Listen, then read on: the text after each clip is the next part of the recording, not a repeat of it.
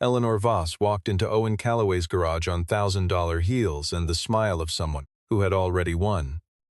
Inside was the smell of motor oil, the yellow wash of fluorescent lights, and a man wiping his hands on a rag that had seen better decades. She looked around, peeling walls, a corroded tin roof, a toolbox with a broken latch, and she laughed. "How much is this pile of scrap worth, Mr. Calloway?" she asked, as if the answer were obvious. She did not know what was waiting behind the steel door at the back of that room. Keep watching. What Owen Calloway kept locked behind that door was about to change everything Eleanor Voss thought she owned. The Maplewood neighborhood had been disappearing for the better part of 2 years, one lot at a time, until what remained looked less like a community and more like a mouth with most of its teeth pulled.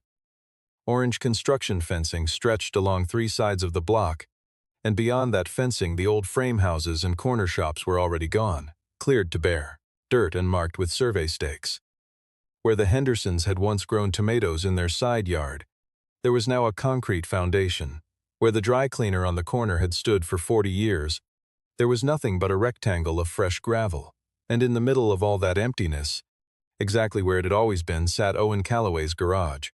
Owen opened the roll-up door at 6:45 every morning, the same way he had opened it for 11 years. He was 41, broad through the shoulders, with hands that told you more about his life than any resume could, knuckles scarred from close work, palms roughened by 1,000 hours of grip, a permanent crescent of grease under the nail of his right thumb that no amount of soap fully removed. His hair had gone salt and pepper earlier than it should have, and his face was the kind that didn't give much away. He had chosen Maplewood deliberately, a dozen years ago, for the same reason most people had. It was a neighborhood that asked no questions and offered no pretensions. A working-class block where a man could open a garage and be left alone to do what he was good at. He had no particular interest in being known for anything beyond the quality of the work. 3 former employees had called him in the past month after hearing the news about Voss Capital's expansion plans, offering to come back and help him fight. He'd thanked each of them and told them no. He wasn't interested in dragging anyone else into whatever was coming. From the street, the garage looked exactly like what Eleanor Voss would later call it. The cinder block exterior was flaking along the south wall. The tin roof had a rust line above the second bay, and the sign reading Calloway Auto had lost its final letter at some point and no one had replaced it. Inside the front section were 2 bays, a lift, a tool chest, and enough work to keep one man busy. Owen handled everything himself now. Oil changes, diagnostics on older domestics that the dealerships wouldn't touch because the labor margins weren't worth their time. His customers drove 20 minutes out of their way to reach him because he was the kind of mechanic who fixed the actual problem on the first try. But at the back of the garage, separated from the working bays by a wall of drywall and a steel door with 2 deadbolts, there was another room entirely. No one in Maplewood had ever seen the inside of it. The few customers who asked were told it was storage. That seemed to satisfy them.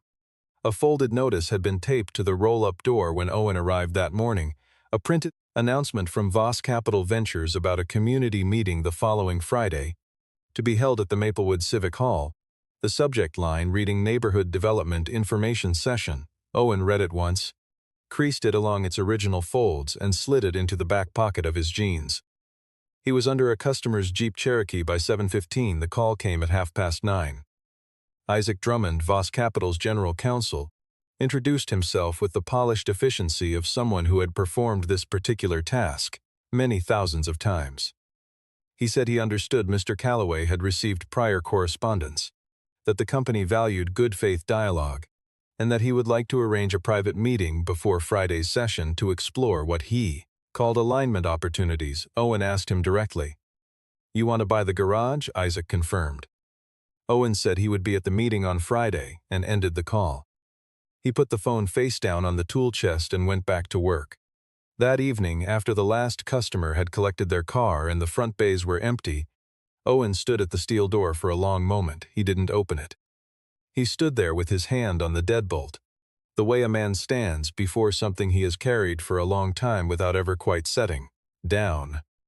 Then he turned off the fluorescent lights, walked out the side door, and locked up for the night. The construction crews packed up at 5, and in the hours between dusk and dawn, Maplewood was still the place it used to be, if you didn't look too carefully at the gaps where the houses had been. In the 41st floor office of Voss Capital Ventures, the entire Maplewood block was rendered in a three-dimensional site model that rotated slowly on the conference table's display screen. 34 acquisition agreements had been signed and filed. On the screen, 34 parcels glowed green.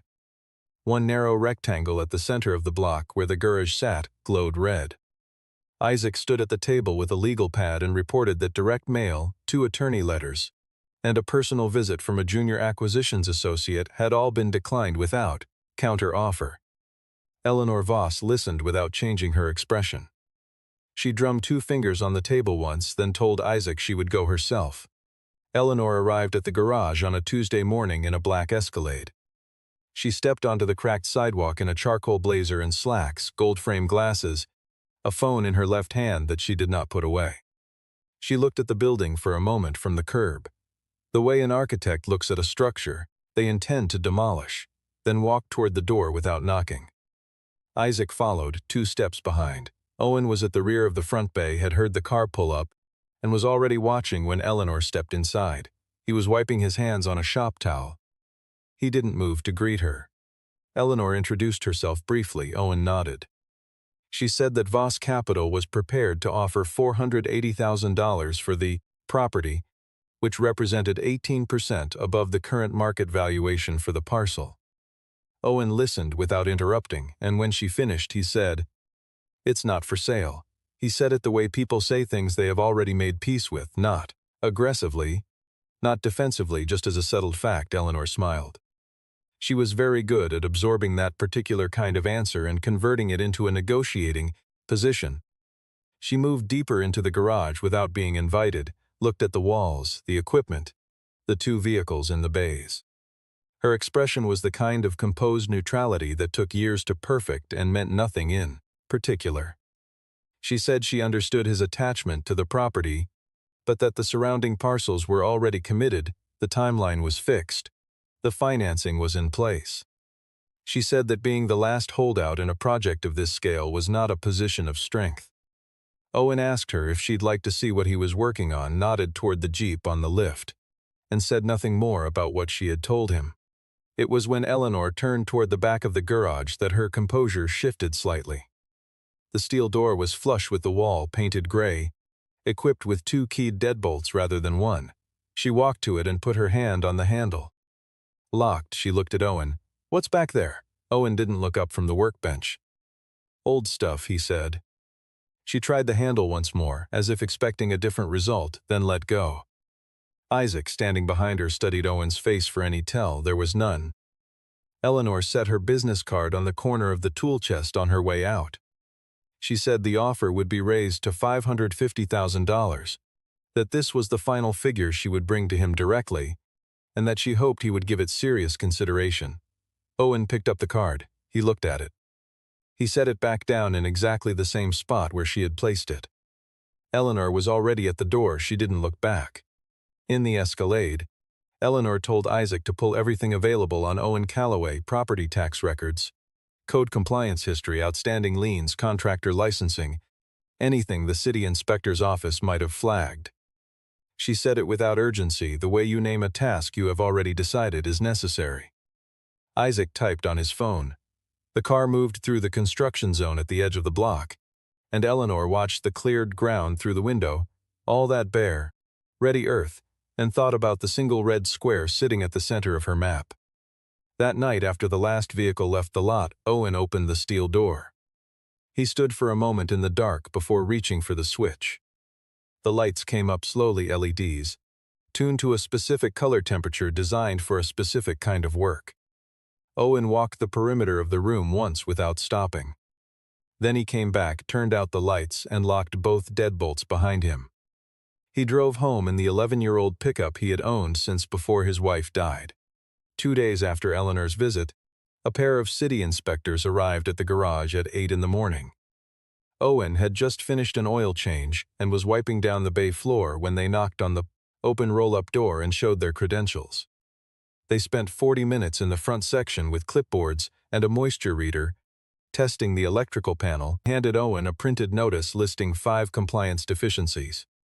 Outdated electrical subpanel, roof insulation below current fire resistance standards, a surface crack in the floor slab exceeding half an inch, inadequate ventilation coefficient in the rear section, and a drainage slope issue in Bay 2.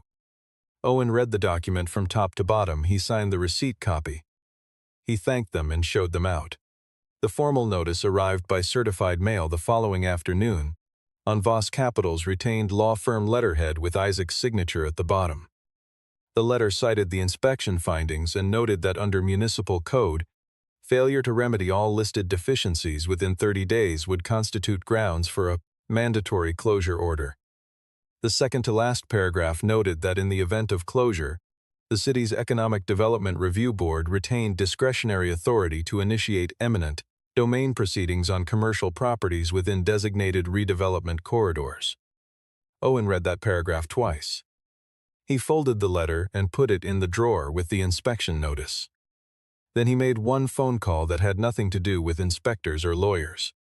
He dialed a number from memory, and when the man on the other end picked up, Owen skipped any preamble. "Jason, you still looking for the 427?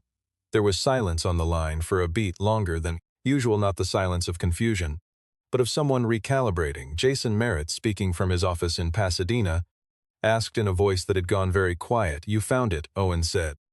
"I need you in Maplewood on Friday morning. 10 o'clock. He gave the address and hung up before Jason could ask anything more. Cameron Holt came by on Thursday afternoon with a notepad and a recorder. He was 35, wrote for a regional paper called the Maplewood Chronicle, and had spent 4 months building a series on the displacement patterns created by large-scale commercial acquisition across 6 neighborhoods in the county. He had interviewed 12 former Maplewood residents, 3 city council members, and 2 of Eleanor's previous acquisition targets in other districts. He told Owen all of this and asked if he was willing to comment on the Voss Capital situation. Owen said he appreciated the work but had nothing to say about Voss Capital at the moment. Cameron asked if that was a permanent no or a temporary one. "Come by Friday morning at 10. If you want a real story, that's when I'll have one." He held Cameron's card in his fingers for a moment after the reporter left, then set it on the corner of the tool chest, not in the same spot where Eleanor's card had been. He noted the difference himself.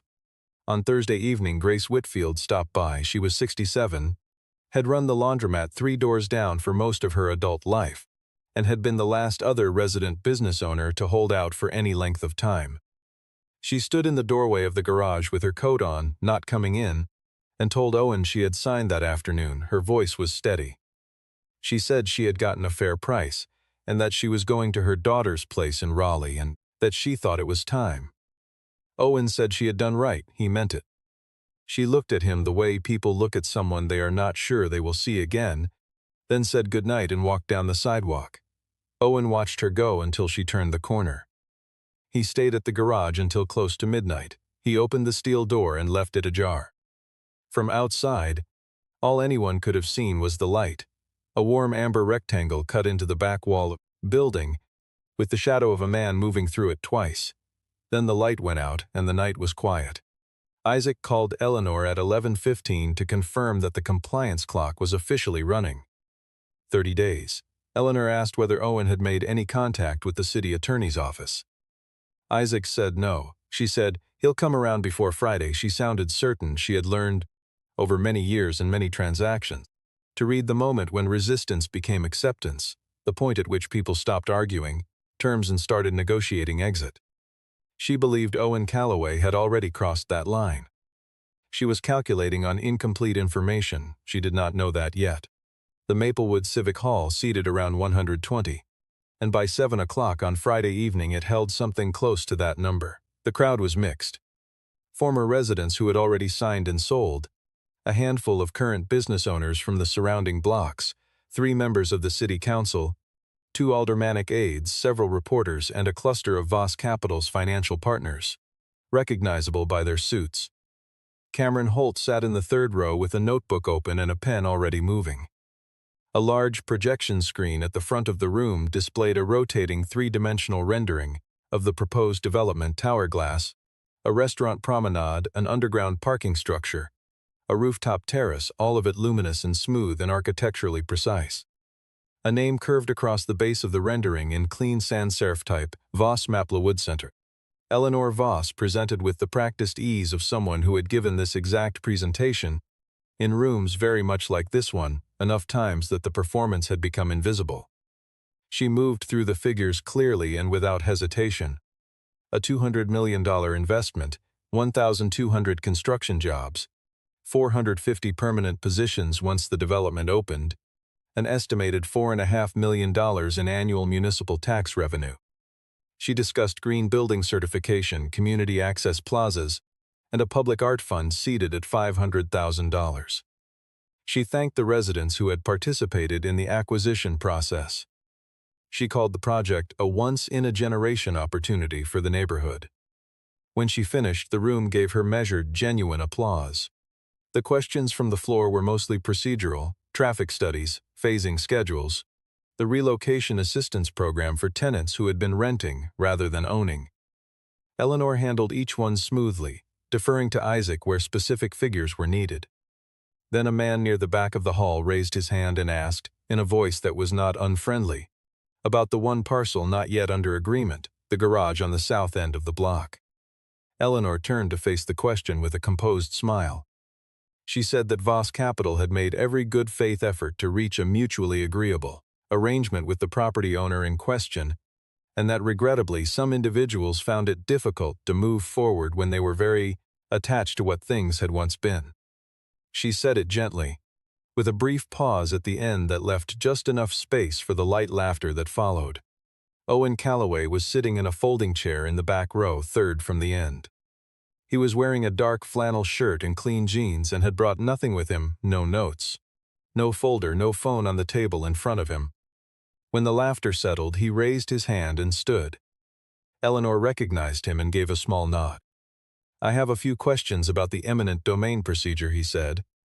His voice was level and carried clearly without the microphone.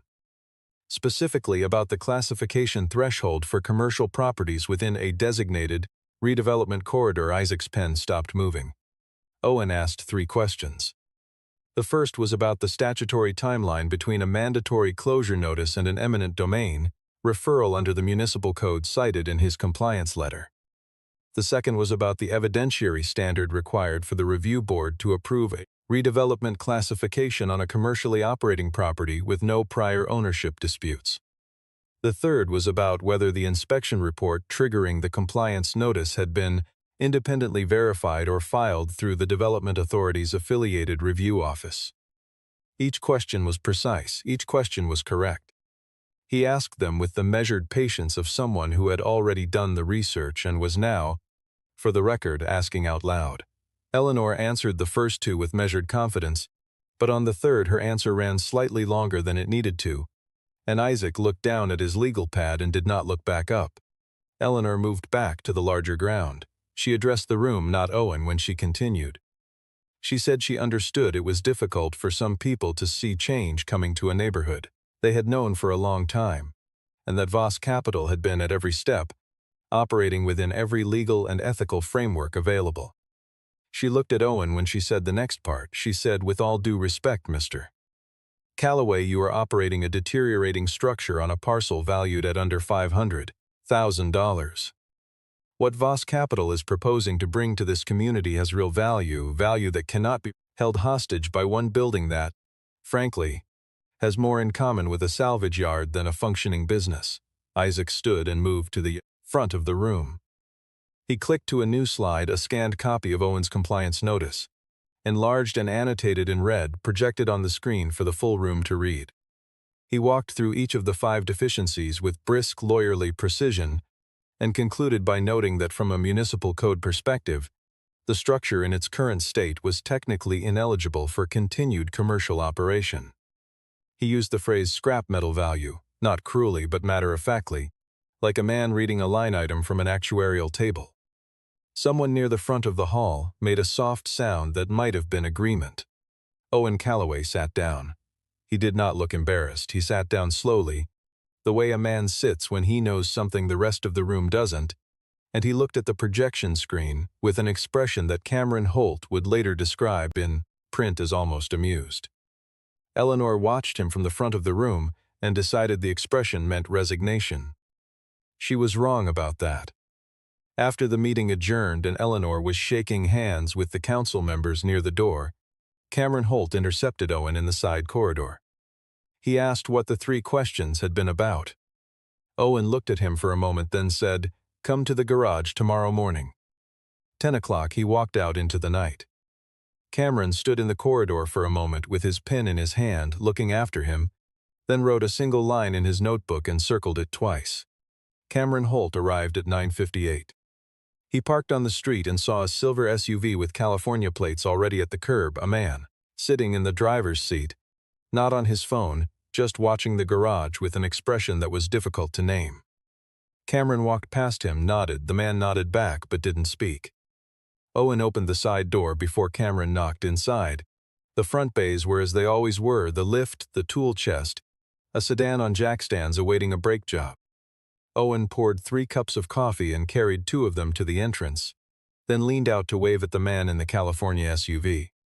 The man got out of the car and came inside. He was 58, lean, gray-haired, with a collector's habit of looking at anything mechanical the way other people look at art. He introduced himself as Jason Merritt. He and Owen shook hands without excessive greeting. It was clear they had known each other for a long time in the way that people who have worked at the same high level of something technical tend to know each other, not with warmth exactly, but with a kind of mutual fluency. Owen finished his coffee without explaining anything. He said simply, "Come on," and walked toward the back of the garage. Cameron followed. Jason followed Cameron. They passed the tool chests and the lift, reached the end of the second bay, and stopped in front of the steel door. Owen took a key from his front pocket, an old brass key on a plain ring, fit it to the upper lock. Then the lower, he pushed the door open and reached inside. The lights came on, not the yellow hum of fluorescent tubes, but clean, cold LED arrays hung in 2 rows from a ceiling that was, in contrast to everything on the other side of the wall, insulated and finished and precisely maintained. The floor was smooth epoxy, a neutral gray disc. The walls were lined with perforated steel panels. A dehumidifier ran quietly in the far corner, and the air in the room was different from the air in the rest of the building. Drier, cooler. Still, Cameron stepped inside and stopped. Jason stepped inside and stopped. There were 4 automobiles. They were arranged with the careful spacing of objects that have been placed to be seen, not stored. No tarps, no oil drips on the floor beneath them. Their paint surfaces caught the LED light the way glass catches morning sun, with a clarity that did not seem like something that should exist outside of a museum. The first car was positioned at the front left of the room. It was a 1967 Shelby GT500 in Brittany blue, with twin white racing stripes running hood to tail, chrome side pipes, and an engine that, even standing still, seemed to take up more space than physics should have allowed. Jason walked directly to it without looking at anything else.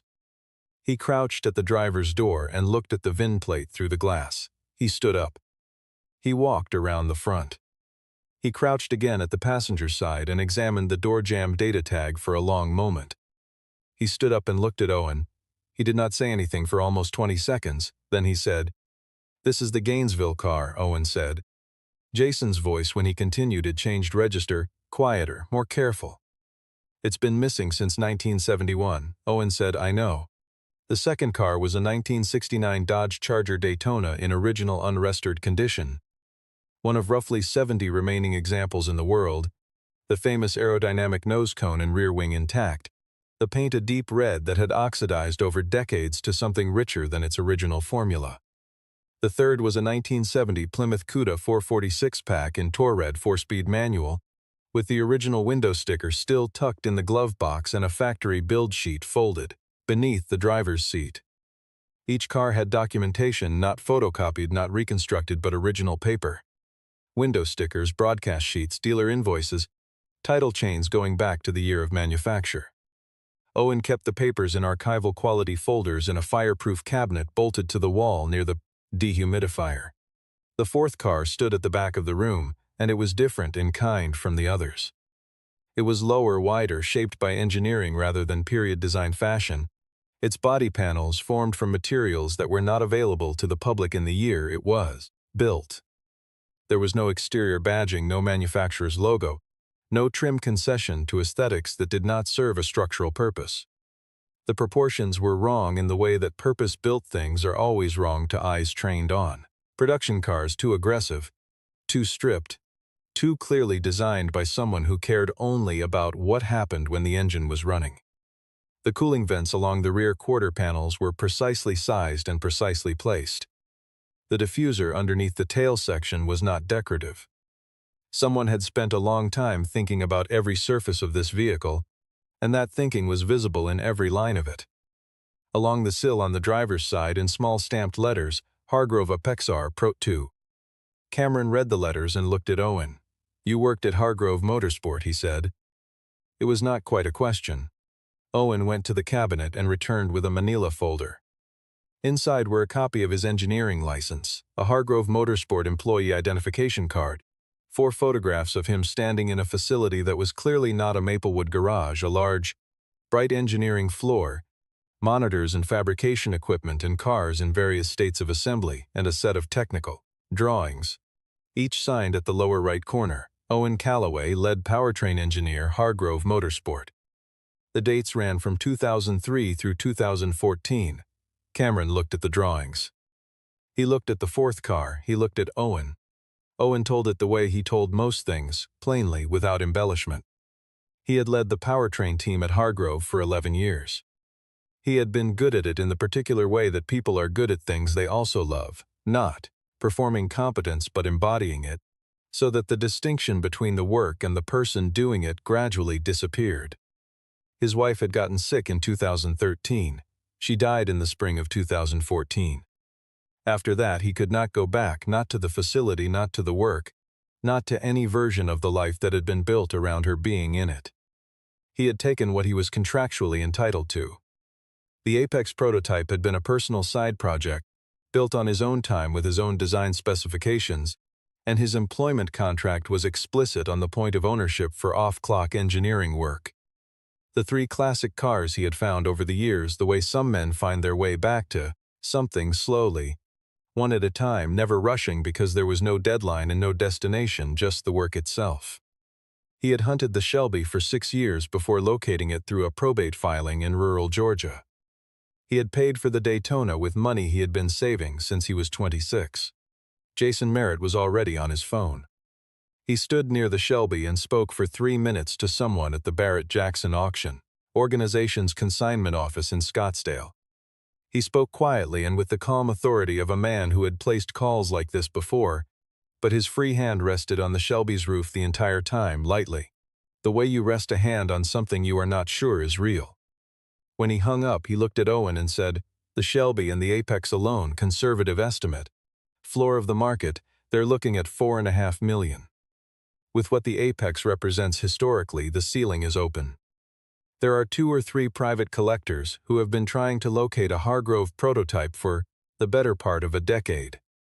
The moment this goes public, the phones will not stop." He paused. "All 4 cars together, good auction cycle, you're looking at somewhere between $6.5 and $8 million. Minimum." The room was quiet except for the hum of the dehumidifier. Cameron Holt set his notebook down on the file cabinet, picked it back up, and wrote 1 line. Owen stood with his hands at his sides and said nothing. "So Eleanor Voss stood up in front of that whole room," Cameron said slowly, "and called all of this scrap metal." Owen looked at him steadily. "You can write that," he said. Before they left the room, Owen walked to the far wall and stopped at a small framed photograph hanging just above eye level. 4 inches by 6, plain black frame. A woman in her mid-30s sitting on the hood of the Shelby, laughing at something off camera. The car behind her was in working condition but not yet fully restored. Masking paper strips ran along the door seams. "She looked completely at ease, my wife," Owen said. He said nothing else. He turned off the lights and they walked out. The article ran on Monday morning under Cameron Holt's byline in the Maplewood Chronicle, with a digital syndication pickup that had not been part of anyone's plan. The headline read, "Inside the garage Eleanor Voss called scrap metal." The piece ran 2,200 words, included 3 photographs. the exterior of the garage, the 4 cars under the LED lights, and a close-up of the Hargrove Apex R prototype plate. Jason Merritt was quoted providing the auction valuation estimates.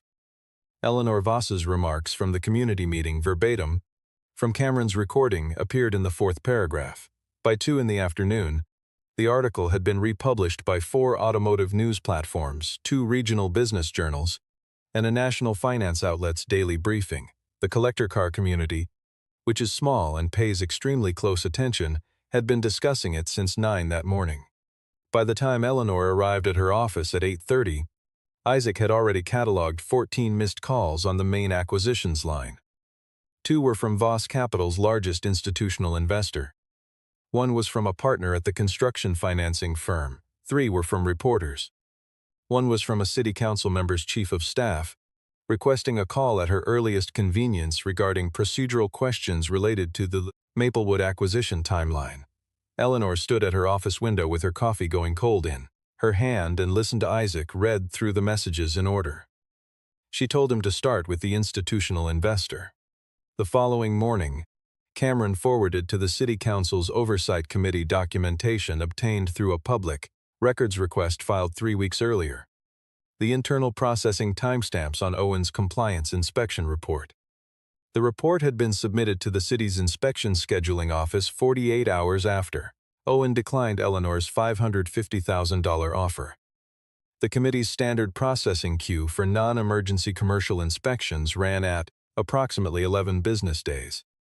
Owen's inspection had been moved to priority status by a request logged under the Development Authority's liaison account, a procedural option that existed for health and safety emergencies, not for general code enforcement. Isaac's name did not appear on the request. But the liaison account was registered to a firm that Voss Capital had retained for permit facilitation services. Eleanor called Owen herself on Wednesday morning, no intermediary, no assistant on the line first. Owen picked up and waited. She said she wanted to discuss a revised arrangement. Voss Capital was now prepared to offer $1.2 million for the garage property, more than double the last figure. She said this reflected a more accurate assessment of the property's strategic value. Owen listened without interrupting, and when she was done, he said, "I'm not selling the garage, miss." Voss Eleanor was quiet for a moment. Then she asked with a directness that surprised even her what it was that he actually wanted. Owen said 3 things. First, the 3 eastern parcels on the Maplewood block that you have acquired but have not broken ground on yet.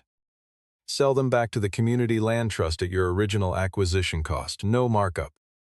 Second, withdraw the compliance notice and the associated eminent domain language officially through the city attorney's office.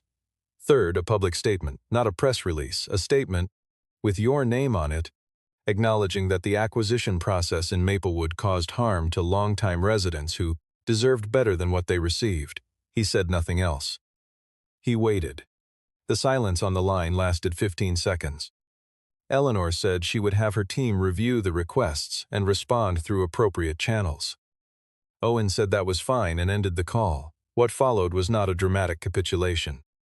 It took 3 days of back-channel communication, 2 calls between Eleanor's attorneys and the city's legal staff, and 1 conversation between Eleanor and the managing director of Voss Capital's primary investment fund, a conversation in which the managing director said, without ambiguity, that the fund's due diligence requirements for ongoing participation in the project required any outstanding reputational or regulatory exposure to be resolved before the next financing draw.